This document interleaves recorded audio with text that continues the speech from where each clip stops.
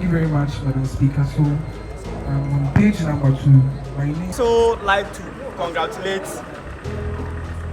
athletes. Mr. Speaker, I've just realized an honorable member entered with a bag. I don't even know whether it's a bomb or mainly say serious than all the halls on campus. And therefore, as you all I am here to deliver the State of the Hall's address to know how far the hall has gone. Leadership is not about a title or a designation. It's about impact, influence, and inspiration. By Robin S. Sharma.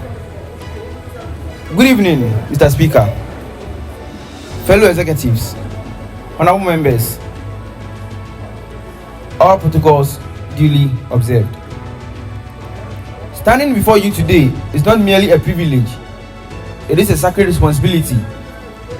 As a bearer of the collective voice of Oguaa Hall, I come not to bask in applause, but to render account, inspire reflection, and to ignite renewed commitment to our shared legacy. Ecclesiastes chapter 9 verse 10 reminds us that whatever your hand finds to do, do it with all your might.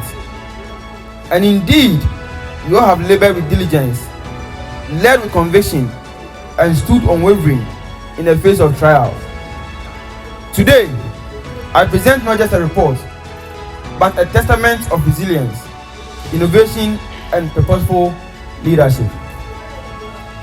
A leader is one who knows the way, goes the way, and shows the way, says John C. Maxwell. Over the course of the 2024-2025 academic year, the leadership of Oguaa Hall has not merely navigated, but has dared to dream, to build, and to uplift. In a time marked by rapid change, scarce resources, and diverse expectation, we anchored our efforts in truth, transparency, and tenacity. We sowed where the soil was very hard and watered the well when it was dry, because we believed in the future of this hall. Today, I invite you to a journey with me through a heartbeat of the Premier City. Our triumphs, our trials, and transformation. Let this address not only inform, but to awaken us in a renewed sense of duty to a place we call home. Here are some achievements of the 2024-2025 academic year. I am proud to report on the significant strides Oguaa Hall had made in the various areas, demonstrating our commitment to improving student welfare, academic excellence, and energetic leadership. On procurement, our administration has successfully undertaken several key procurements aimed at enhancing facilities and resources within the hall. A dispenser has been acquired for the women's desk, promoting convenience and hygiene. An external hard disk has been procured for the media and publicity team, boosting our capacity for content creation and storage. A maze has been acquired for Parliament, supporting parliamentary activities. We have also been able to procure 100 sockets and 100 fan capacitors for affiliates, addressing essential electrical needs. Room curtains have been provided for some rooms, improving privacy and comfort. The infirmary has successfully been stockpiled with drugs, ensuring better health support for students. Office stationaries have been procured for the JCRC, ensuring smooth administrative operations. An air conditioner has been procured to provide a conducive environment in the library. On repairs and maintenance, significant efforts have been directed towards improving the infrastructure of the hall. The hybrid library, lighting system, and AC have been fixed successfully, creating a conducive, steady environment. Renovation of dry lands have been completed improving the dry laundry facilities of affiliates. Now on key projects, we have initiated and are making progress on several key projects. One, which is the ongoing renovation and fencing of Aluta Square. Also the tiling of Billy Block down and the remaining executive rooms. Ensuring the sinking of borehole as promised by an alumnus. Painting of over 100 rooms in the hall. Now on key initiatives, we have introduced a number of impactful initiatives to enhance resident experience and engagement. Washroom curtains have been fixed, improving privacy and sanitation in our ladies' washrooms. Visitation of affiliates at the satellite campus, which is Nyakrom and Dominase. The souvenir shop has been opened, providing convenient access for hall merchandise. Extra DSTV access has been introduced, expanding entertainment opportunities for residents. A video state of hall address was delivered, fostering transparency and communication. We actively collaborated with Etu to provide educational data bundle for students, supporting the academic pursuit. The Oguaa Hall website is undergoing revitalization, aiming to create a more accessible and informative online platform. Ad hoc committees have been created to address pressing issues within the hall, demonstrating our responsiveness to residents' needs. A key verification system has been implemented at the inquiry desk, enhancing security. We have facilitated a free Ghana Pay registration, promoting financial inclusion for students. Mass birth cert and passport registration drives were organized, easing the process for many affiliates. Reformation of Oguaa Hall Traditional Council.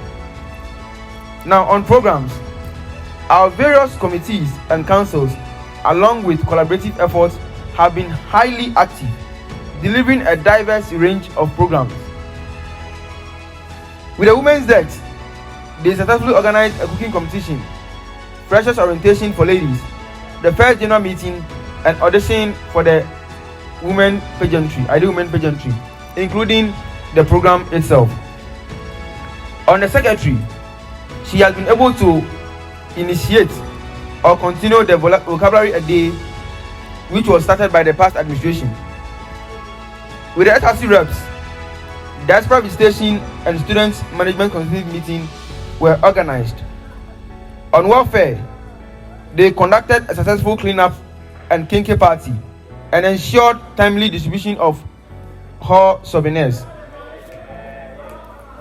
On sports, they organized an inter-hall athletics competition, which by the grace of God, we won 1 trophy. And level 2 aerobics, recreational games, hunger game tournament, and campus league. On entertainment, they successfully hosted the Artist Night in collaboration with MTN and Foresight TV, a cold room experience, Aquaba tour, Freshers Week celebration, and Premier's Strongest and Fufu party. On library, they organized an enriching academics summit, and they also help us to secure a bag rack. On media and publicity, they established a strong media team. So far in this administration, we have not seen any foreign media team taking coverage of any of our activities. As you can see, our men here taking correct photos and videos. They also took coverage of the matriculation, and then they continued the Premier Ladies in Tech, initiated by His Excellency, the former President, Nana Tejibuachi. On infirmary, they hosted a Lovi Health talk show, promoting health awareness, and just yesterday, we had our health screening. On parliament, they successfully conducted the parliamentary inauguration and subcommittee vetting. The Oguaa Hall Army Cadets achieved a successful intercontingent drill display, trip to mother unit, and passing out parade. On Christian Council, they organized a carol service, which is the first of its kind, a prayer labor room, moment of restoration, and Onesimus convention, where some of us receive our prophecy. On Muslim Council, they successfully conducted freshers orientation and the other fest, and then they also did their fasting. On the Traditional Council, they also held the Fear events and diverse moral sections. On advocacy, our administration has actively pursued advocacy efforts to improve student welfare. We advocated that an NSS personnel be stationed at the infirmary to help affiliates in times of need. We also advocated that we secure a hostel for sportsmen and women, just as we have for the Christian Council, the Mission House. We also proposed that vetting of aspirants be made public so that everyone will see what their candidates stand for. Now, on challenges we faced, the 2024-2025 academic year brought both progress and pressure to the administration of Oguaa Hall. As your president, and together with the Junior Common Room Council, the JCRC, we work to enhance student welfare, improve facilities, and organize impactful programs.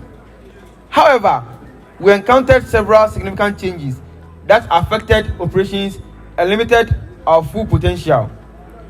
These are outlined below.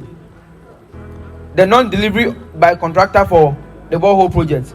So the borehole project was supposed to be linked from wherever it was dark, which is around the bookshop, to link to the hall where we will get water from the borehole in our halls. But when the award was given to the contract, until today, we try calling him, no answer and no call back. Distraction of washroom curtains. The curtains we bought earlier, most of them have been distracted. Accommodation pressure and conversion of Jean Library. A sharp rise in students' numbers placed a heavy burden on our existing accommodation facilities. To manage this, we made a difficult decision to convert the Jean Block Library into rooms. Even though we are all not happy with it, we just have to take it like that. Conversion of D Block from male only to mixed gender. In a bid to promote inclusivity and accommodate more students, D Block was converted into a mixed gender residence. And we also see that most of the rooms have been converted to 4 instead of the 3, and at least the 3 we know. Poor attendance at hall programs. Throughout the academic year, we noticed low turnout at hall organized programs, including welfare initiatives, educational talks, and entertainment nights. Early closure of the hall library, the hybrid one.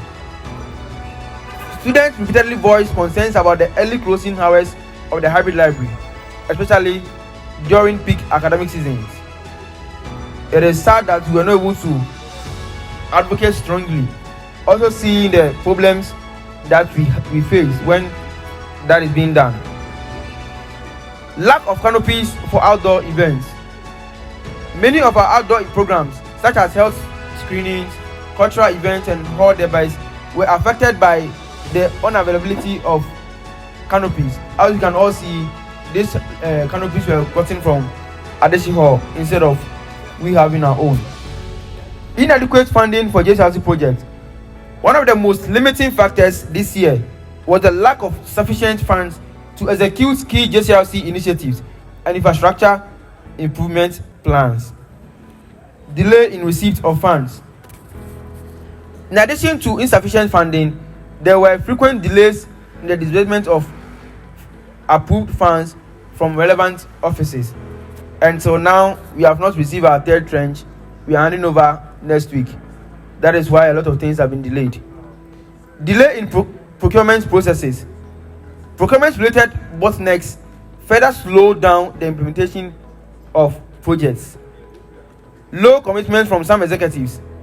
Another internal challenge we faced was inconsistent commitment and active participation from some members of the Executive Council.